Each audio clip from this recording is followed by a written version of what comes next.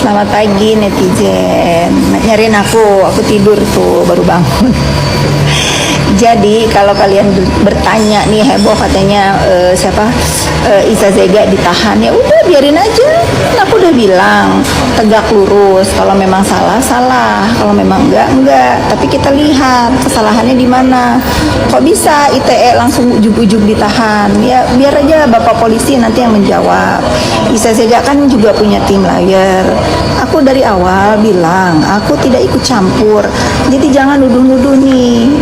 Ya, aku tahu nih siapa yang nuduh-nuduh aku ikut campur. Nggak ada. Aku nggak ada ikut campur apapun urusan ini. Urusan ini aku hanya membela harkat martabat keluarga dan anak aku yang disikat-sikat, yang difitnah, yang dibully sama wanita biadab. Nah, mending kalian tanya sama wanita biadab itu yang punya tim katanya. Kok bisa tahu?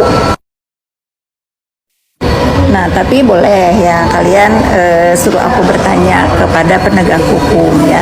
Karena kebetulan aku juga punya laporan ITE di Polres Tangerang Selatan.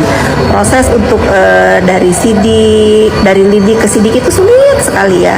Harus saksi ahli, ini itu bahasa, saksi apa-apa. Aku hanya ingin bertanya, kenapa laporan Iza Zega di Jawa Timur, di Surabaya kok cepat sekali gitu loh. Setahu